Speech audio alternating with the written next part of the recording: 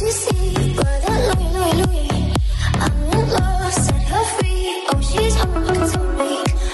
les potes, yo tout le monde, c'est Isma, j'espère que vous allez bien. On se retrouve aujourd'hui pour une nouvelle vidéo. Dans cette vidéo les gars, on va faire le mercato idéal de Lyon. Donc je vais vous citer des joueurs, je vais vous expliquer dans quelques secondes comment va se passer cette partie mercato. Vous allez voir, c'est assez intéressant. On continuera avec des rumeurs, donc toujours sur le mercato. Et ensuite on va parler des infos sur la préparation lyonnaise, aussi sur la réserve. C'est parti les gars pour la vidéo. Du coup les gars, on commence avec la première partie de la vidéo, la partie mercato. Donc je vous explique ce qui va se passer. Je vais commencer par vous citer, je pense, tous ceux qu'il faut qui partent de l'Olympique Lyonnais. Donc les profils des joueurs qui ne sont plus performants à Lyon, malheureusement pour eux, même si on a envie de leur donner une deuxième chance, mais ce sera jamais assez positif pour notre club. Mais malheureusement pour eux, c'est ce qu'il faut. Ensuite, ceux qui ne veulent plus jouer, donc ceux qui sont écartés du groupe, ceux qui n'ont plus envie de porter le maillot lyonnais.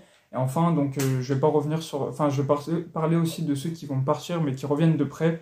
Donc il y en aura beaucoup les gars, je vais en discuter avec vous. Et aussi les gars, je vais juste pas parler de ceux qui sont déjà partis officiellement. Paul Orsbeck qui a résilié son contrat, Oussem Aouar, Jérôme Boateng, Moussa Dembélé, j'en parle plus, ils sont plus à Lyon. Et heureusement d'ailleurs parce que c'était assez compliqué leur passage pour Boateng, pour Paul Orsbeck et Dembélé. Aouar, ça a été plus compliqué sur les dernières années. Surtout pour Aouar, Dembélé c'est juste cette année qui a pêché pour lui. L'année dernière, il n'a pas été si mauvais. Du coup, eux, je ne vais pas parler de leur départ. J'ai préparé une petite fiche parce qu'il y a beaucoup de choses à dire, je n'aurai pas de toute tête. Donc j'ai fait des petites recherches pour ceux qui vont arriver, ça j'en parle un peu plus tard, mais d'abord les départs. Alors les départs les gars, donc je vais vous citer 2-3 joueurs qui devraient partir selon moi. Donc je vous explique ceux qui sont encore à l'OL, ceux qui n'ont pas été prêtés, tout ça. Donc Sinali Diomandé doit partir pour moi, parce qu'il fait une saison assez compliquée et malheureusement, je pense pas qu'il va pouvoir se relancer à l'Olympique Lyonnais. Je pense qu'un autre club plus bas du style Nantes. Ouais, Nantes, c'est limite un peu trop bas pour lui, mais genre, je pense que Toulouse pourrait être, pourquoi pas, un bon club pour lui. Même si Toulouse, je pense pas, ne risque pas de recruter un joueur comme Sinali Diomandé, parce qu'il est trop connu pour Toulouse, qui joue beaucoup avec les data, qui nous sortent des perles rares d'un peu partout. Donc je pense que Diomandé doit partir dans un club d'un plus bas standing pour se relancer, pourquoi pas redevenir un jour un bon joueur. Thiago Mendes, maintenant Thiago Mendes, ça fait longtemps qu'il doit partir. Pourquoi? Il est plus performant en tant que défenseur central, en tant que milieu défensif. Il est vraiment pas assez bon pour l'Olympique Lyonnais, Thiago Mendes. C'est le transfert le plus cher de l'histoire de Lyon, avec Joachim Andersen, si je dis pas de conneries, parce qu'on l'a recruté 25 millions plus 5 de bonus, 30 du coup. Et malheureusement, il n'a jamais vraiment été aussi bon que ce qu'on prétendait, et comme quoi il a régressé depuis qu'il est venu de Lille. Donc oui, ça n'a pas été un très bon joueur. Malgré tout, il nous a planté un coup franc direct, on ne l'oubliera pas, même si c'est la seule chose qu'il a fait cette année à Lyon. Il n'a jamais été vraiment régulier, il a beaucoup déçu à son poste, il n'a pas été le stopper qu'on espérait, et techniquement c'est moins bon que ce qu'on avait pressenti lors de son arrivée. Donc je pense qu'il est temps de s'en aller, après plusieurs fois qu'on l'a annoncé du côté du Brésil, je sais plus, c'était Flamengo je crois, du coup on l'avait annoncé beaucoup du côté de Flamengo, malheureusement ça s'est jamais fait les précédents mercato, les précédentes années. On avait même prolongé Thiago Mendes, mais là pour moi, il est temps pour lui de partir. Maintenant, je vais vous parler d'Amin Sarr. Amin Sarr qui a un dossier assez compliqué parce qu'on l'a recruté cet hiver, ou cet été, je crois cet hiver si je dis pas de conneries. Et malheureusement, il n'a pas réussi à s'imposer à l'OL du côté de notre club lors de ses premiers mois, alors qu'il venait des Pays-Bas. Donc c'est compliqué, il faut s'adapter au nouveau pays, au nouveau championnat, parce que le championnat de la Ligue 1 est quand même plus dur que celui des Pays-Bas. Il l'a dit, une nouvelle langue, une nouvelle culture. C'est assez compliqué et malheureusement je pense pas que cette année va être bonne pour lui. Je pense qu'on pourrait le relancer en prêt. Amin Sarr, et je pense pour moi qu'il faudrait prêter ce joueur dans un club de Ligue 1 pour qu'il puisse emmagasiner de la confiance, des minutes de jeu. Pourquoi pas devenir un très bon joueur, je l'espère pour lui, pourquoi pas un retour à Lyon en forme. Donc je pense qu'il faudrait le prêter dans un club encore une fois un peu plus bas que l'Olympique Lyonnais pour qu'il se relance, pour qu'il s'adapte à la Ligue 1 et qu'il devienne un bon joueur, un joueur comme pourquoi on l'a recruté. Enfin, techniquement, ça doit être très bon. Physiquement, il peut nous montrer ses capacités à Amin Sarr. Même si tout ça, on ne l'a pas vu du côté de Lyon. Mais en tout cas, il faut le prêter pour moi dans un club de Ligue 1 impérativement pour le voir se relancer. Voilà pour les départs. Maintenant, on va parler des joueurs de prêt qui sont de retour. Alors, vous en connaissez la plupart, Karl Toko Ekambi. Donc, Karl Toko Ekambi, d'ailleurs, je vais en parler. Il faut qu'on résilie son contrat, du moins, c'est ce qu'il veut. Il veut résilier son contrat à Lyon. Parce que pas beaucoup de clubs sont sur lui, même aucun actuellement. Parce que sa valeur marchande a beaucoup baissé du côté de Rennes et il a été pas très très bon du côté du club breton. En tout cas, c'est ce qui s'est passé lors de la deuxième partie de saison. Et je pense qu'il ne veut pas revenir à Lyon. Il a dit qu'il ne veut plus rejouer à l'Olympique Lyonnais et l'OL ne veut plus de lui non plus. Donc pour le moment, une rupture de contrat à l'amiable serait ce qui est dans les papiers. Et bon, on va voir ce que ça donne. J'aurais préféré le vendre, toucher de l'argent sur Carl Toko Ekambi, mais malheureusement, si c'est le seul moyen pour qu'il ne joue plus à l'OL, eh ben, il faudra que ça se passe comme ça. Donc c'est mort pour lui. Tino Kadewere, malgré quelques bonnes performances contre Saint-Etienne avec 2 doublés, avec quelques bons matchs, mais qui ont été assez rares, même sur le temps de Peter Bosz. Donc je pense qu'il va devoir partir aussi. Romain Fèvre, malgré une deuxième partie de saison assez correcte du côté de Lorient, je pense que c'est le moment pour lui de s'en aller, parce que Romain Fèvre, je pense pas qu'il va réussir à s'imposer avec l'Olympique Lyonnais. Il y a un truc qui fait que ça marche pas, je saurais pas citer quoi. Ça va peut-être pas avec l'entraîneur, ça va peut-être pas avec le staff, ou avec ses coéquipiers, je sais pas. Mais en tout cas, je pense pas qu'il faut garder, même si c'est un pari qu'on pourrait tenir, et que il est bon, Romain Fèvre, mais peut-être pas l'Olympique Lyonnais, il y a un truc qui coince. Et je pense que malheureusement pour lui, c'est ciao. Donc je pense qu'on va, avec tous les joueurs de prêt, on va tous devoir les vendre, ou du moins résilier leur contrat. Youssouf Koné, qui s'est jamais imposé à Lyon, qui a toujours été en prêt, alors qu'on l'avait recruté comme le remplaçant de Ferland Mendy. Ça s'est jamais avéré. Camilo, une pépite brésilienne qui était censée venir pour s'imposer avec le groupe pro, il a joué avec la réserve, et malheureusement il a aussi enchaîné les prêts, et là il est encore prêté en Belgique, si je dis pas de conneries. Donc malheureusement pour lui aussi, il faut partir. Le seul pour moi qu'on doit garder, c'est Florent Da Silva, qui a peut-être une chance de s'imposer du côté de l'Olympique Lyonnais. Ça, je sais pas, je suis même pas sûr. Mais pourquoi pas le voir, parce que le gun est formé donc, au centre de formation de l'Olympique Lyonnais. Il a enchaîné les prêts à Villefranche l'année dernière, à Volendam, qui sont qualifiés qui sont promus en Eredivisie, si je dis pas de conneries, ou alors s'ils le sont déjà, j'ai un doute, l'IA. Enfin bref, c'est pas le sujet, mais en tout cas, il nous a montré de belles choses du côté des Pays-Bas. Pourquoi pas lui redonner sa chance dans un profil assez intéressant du milieu de terrain, en 8 assez technique, qui avait joué avec les équipes de France U20, U22, je sais plus, ou la réserve de l'équipe de France. En tout cas, il a fréquenté les équipes de France, et pourquoi pas peut-être le reprêter dans un club plus important, un club en Espagne, un club en Italie, qui joue qui joue le ventre mou, pourquoi pas, de leur championnat de D1 de chacun de ces pays, qu'on ne le reprête pas dans un club de deuxième division, et pour voir ce que ça donne en conditions réelles. Donc je ferai pour le reprêter, donc pourquoi pas Florent Da Silva, ça peut être une réussite dans les prochaines années. Je crois qu'il a 22 ans, si je dis pas de conneries, donc ça commence, ou 20 ans, non, je crois qu'il a 20 ans, je vais vous dire ça, il a 20 ans, donc pourquoi pas le voir encore progresser, et pourquoi pas un jour le voir du côté de Lyon. Yaya Soumaré, c'est aussi une pépite qu'on a prêtée du côté de Bourg-en-Bresse en National 3 ou 2, je sais pas exactement, mais en tout cas, lui, il a 22 ans, et lui, c'est assez compliqué, parce que à 22 ans, quand tu joues dans un club de 5e ou 4e division, c'est assez difficile, donc de revenir dans un groupe pro et de s'imposer, c'est peut-être un peu tard pour lui. 22 ans, c'est déjà trop vieux, même si c'est encore très jeune, hein, mais c'est trop vieux pour arriver en professionnel, et donc je pense qu'il faut le céder, le vendre, même s'il lui reste 1 an de contrat encore. Donc voilà pour les départs. Maintenant, le plus intéressant, les arrivées. Donc j'ai ciblé plusieurs postes que l'Olympique Lyonnais doit recruter cet été. Donc ce sera un défenseur central, je vous expliquerai pourquoi, un latéral droit, une sentinelle, que je redirai les critères un peu plus tard, et un ailier et un buteur qui peut être en doublure d'Alexandre Lacazette. Donc en gros, j'ai choisi des joueurs, en refaisant quelques recherches quand même, j'ai pas mal recherché, j'ai choisi des joueurs qui ont les critères que Lyon rechercherait, donc en tant que recrue, et que Lyon n'a toujours pas soupçonné d'ailleurs, que Lyon n'est toujours pas sur ses dossiers, alors que je pense, pour moi, que ce seraient de très bons joueurs. On va commencer donc, je vais vous dire, on va aller du plus en plus bas au plus en plus haut sur le terrain. On va commencer avec le défenseur central, que je le retrouve sur ma feuille parce que... Ah, ça y est, je l'ai retrouvé donc. En gros, il fallait un défenseur central. Je pense qu'ils connaissent la Ligue 1 au cas où Castello Luqueba partirait. Ça, je ne l'ai pas dit avant, mais Castello Luqueba, il est peut-être sur la sellette. Pourquoi? Alors parce qu'il faut qu'on touche de l'argent pour passer devant la DNCG. Textor doit 60 millions d'euros et il en aurait trouvé 50, mais il en manquerait encore un peu. Donc Castello Luqueba pourrait être vendu, sachant qu'il a la cote en Angleterre, notamment avec Tottenham ou Chelsea, et il nous rapporterait beaucoup de cash. Donc je pense que ce serait une bonne affaire au niveau de l'argent, Castello Luqueba, mais j'aimerais profondément qu'il reste à Lyon. Il a du talent, il vient du centre de formation, il peut devenir un très grand joueur, et pourquoi pas être vendu bien plus cher qu'on le vendrait à l'heure actuelle dans 5 ans peut-être, je sais pas.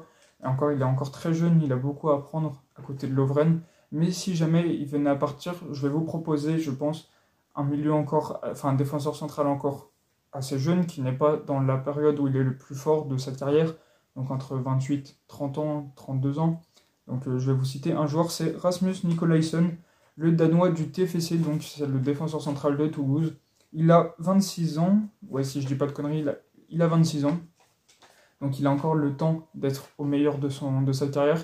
Il sort d'une grosse saison avec Toulouse, il a la culture de la gagne, qui est essentielle surtout dans notre défense centrale. Pourquoi? Il a gagné 3 fois la première division danoise.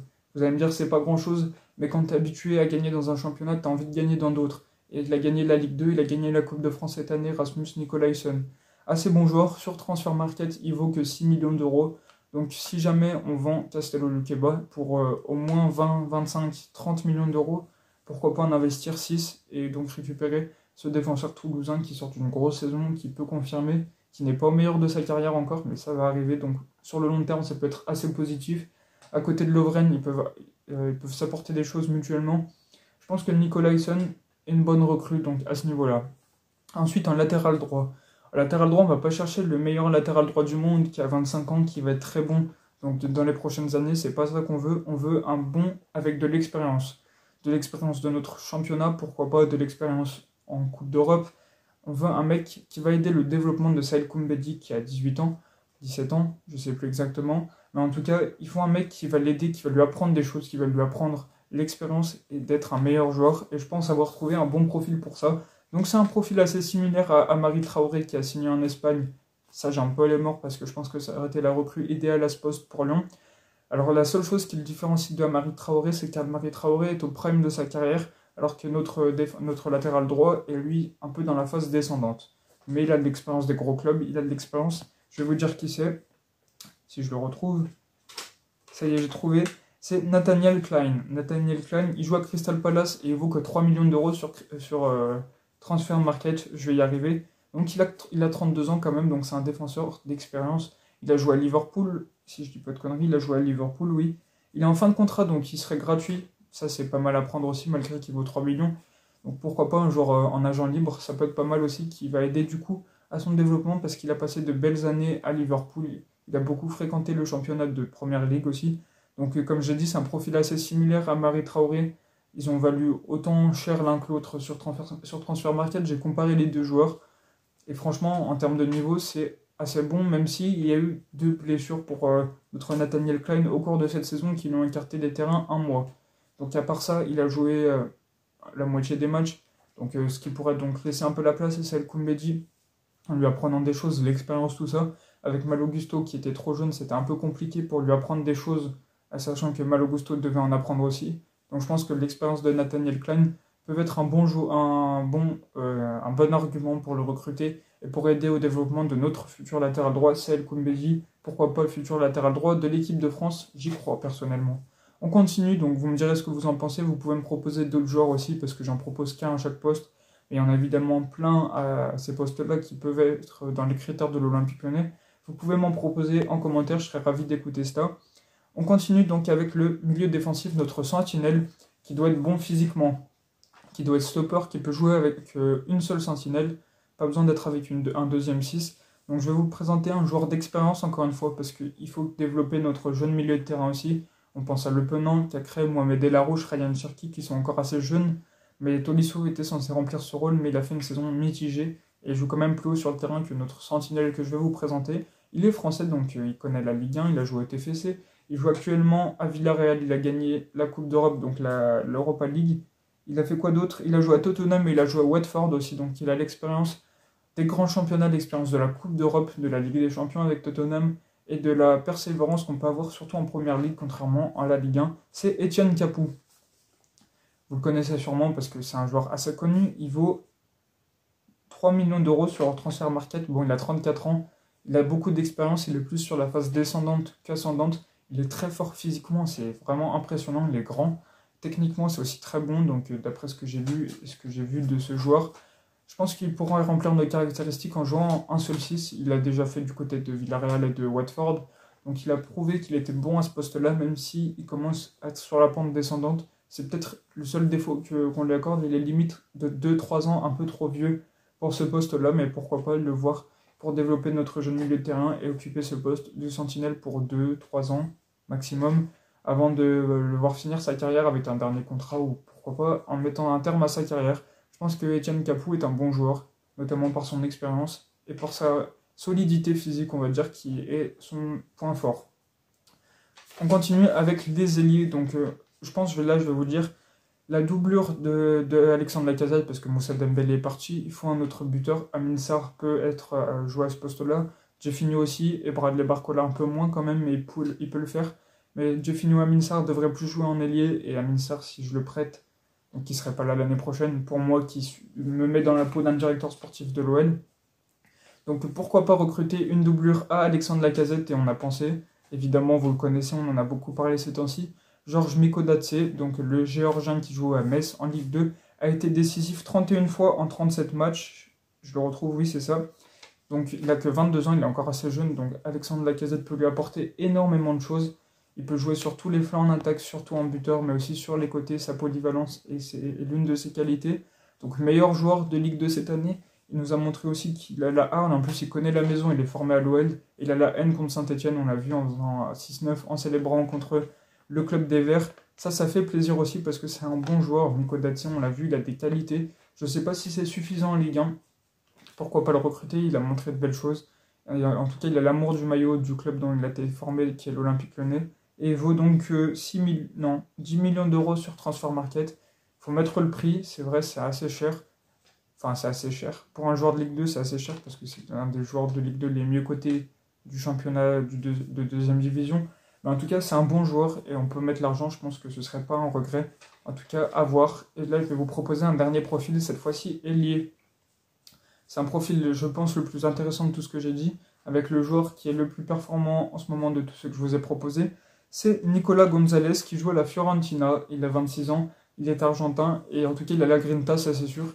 Il a fait la finale de Conference League cette année. Il n'a pas été en Coupe du Monde, il n'a pas été convoqué malheureusement pour lui. Il n'a que 25 ans. Il n'a que 25 ans, donc il va arriver dans la meilleure phase de sa carrière dans les prochaines années. Il est encore modelable et je pense que ce serait un très bon joueur pour l'Olympique Lyonnais. Même si, est-ce qu'il voudrait venir sachant qu'il est à la Fiorentina, que la Fiorentina est européen, pas l'Olympique Lyonnais, que la Fio est un meilleur club que nous, ça c'est sûr et certain. Pourquoi pas? Moi je suis d'accord parce qu'il a marqué quand même 21 buts en 80 matchs, c'est-à-dire qu'il est décisif. En tout cas, j'ai pas vu ses passes D, mais en tout cas, il met un but tous les 4 matchs et pour un ailier, c'est quand même pas trop mal, c'est dans ce qu'il faut. Il vaut 30 millions d'euros sur Transfer Market, ça c'est un inconvénient. Pourquoi pas faire un prêt ou un échange de joueurs avec lui? On peut vendre Romain Fèvre, c'est un peu le même poste. En échange de ce joueur et en mettant peut-être 10-15 millions d'euros en plus de Romain Fèvre, je ne sais pas, je propose des choses. Et en tout cas, je suis pas sûr que la FIO sera intéressée par Romain Fèvre. Mais en tout cas, je pense qu'il est un peu inatteignable de par son prix, de par le club où il est. Mais ce serait un profil idéal pour Lyon parce que il est bon techniquement, il apporte énormément offensivement.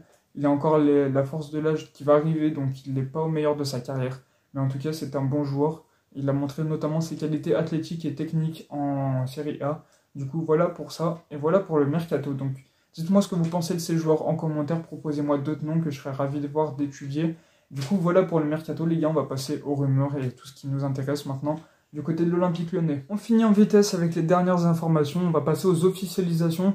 Il y en a beaucoup qui sont tombés. Ludovic Giuli n'est plus le coach adjoint de l'Olympique Lyonnais.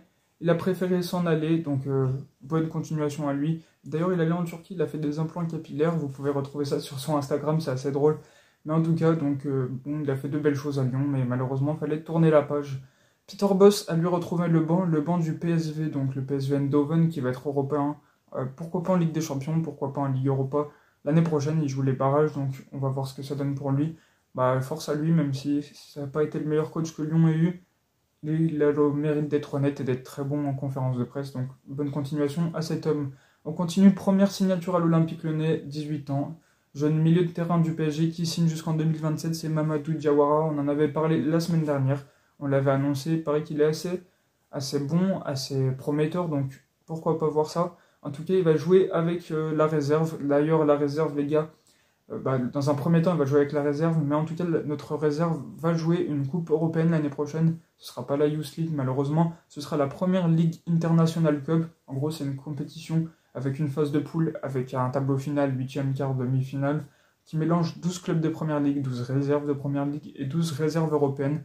L'Olympique Lyonnais fait donc ce choix et pour montrer un peu de la concurrence aux jeunes, montrer un peu, les préparer pour les coupes européennes, parce qu'il n'y aura pas la Youth League, donc dans leurs prochaines années, quand ils seront seniors et qu'ils joueront avec les professionnels, du moins c'est ce qu'on leur souhaite.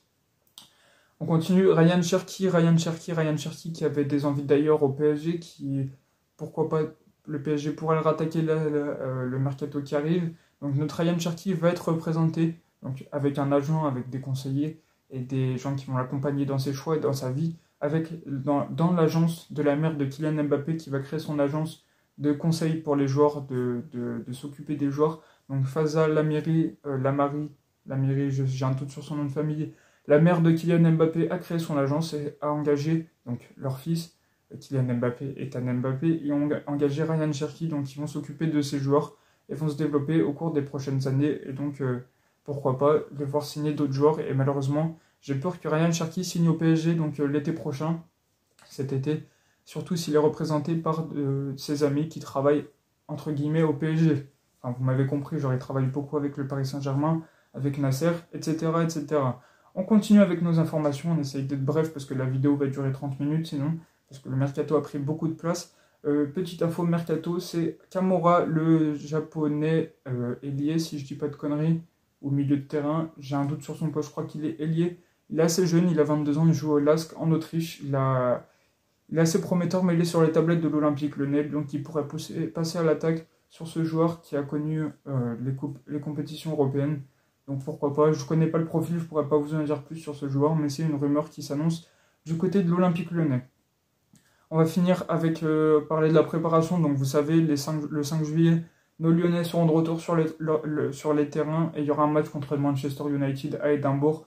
Je vous l'avais déjà dit, mais en tout cas, il devrait avoir 5 matchs au total donc, de préparation. Les équipes n'ont pas encore fuité, mais ça devrait être quand même assez loin de Lyon. Mais on ne sait pas trop qui encore, mais à part Manchester United, il y aura 4 autres matchs de préparation. Et il y aura un stage aux Pays-Bas qui est assez traditionnel, qui devrait être réitéré cette année. Donc nos joueurs vont aller jouer sûrement contre une ou deux équipes des Pays-Bas qu'on peut déduire lors de ces 4 autres matchs amicaux. Du coup, leur préparation se fera par un stage. Voilà pour les infos qui sont tournées cette semaine. J'espère que vous avez kiffé la vidéo, kiffé la partie mercato. Si c'est le cas, n'hésitez pas à liker, à commenter, à vous abonner. On se retrouve la semaine pro les gars. Ciao ciao.